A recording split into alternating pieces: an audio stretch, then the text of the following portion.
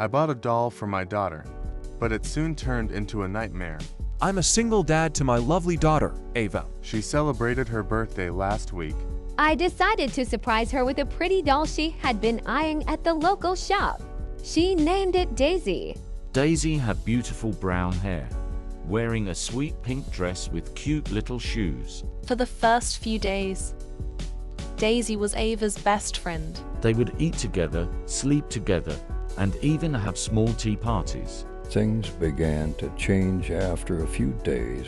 One night, Ava came to my room, shaken. She said Daisy was watching her. I comforted her, saying it was just a doll with glass eyes, nothing more. Next day, a new chapter of horror opened.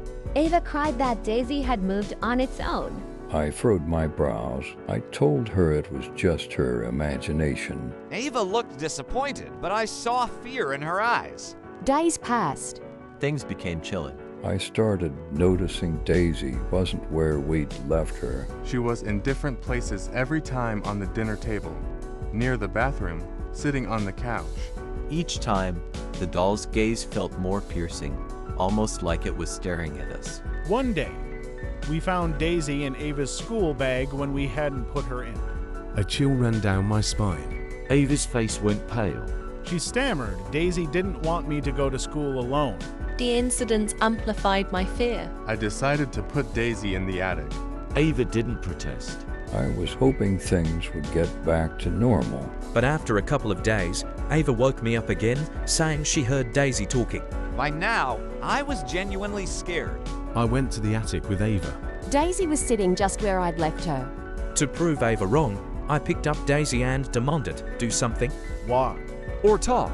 But it was just a silent doll in my hands. The next day, returning home from work, the most horrifying sight awaited me. Daisy was sitting on the living room couch. My heart raced. I had locked her in the attic. How was she here? I grabbed the doll and locked it in the trunk of my car. That night we had the first peaceful sleep in weeks. But the peace was short-lived. Early morning, Ava woke me up. She whispered, "Daddy, Daisy is back." I hoped she was dreaming. But her face was pale white with fear. I walked into her room and felt my blood freeze. Daisy was there, lying beside her on the bed. I felt terror like never before. I grabbed Daisy and decided to burn her. This nightmare had to end. I started a bonfire in the backyard, threw Daisy in it, and watched it burn. Ava watched from the window, silent. That night, Ava slept in my arms. We both needed comfort. Just as we were dozing off, we heard a soft sing-song voice. "Daddy, why did you burn me?" We both sat up, terrified. In the soft glow of the night lamp, we saw something that froze our blood.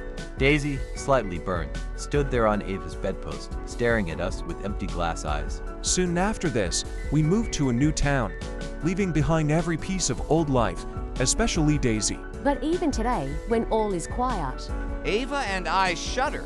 Thinking of those glass eyes and that sing-song voice, "Daddy, why did you burn me?"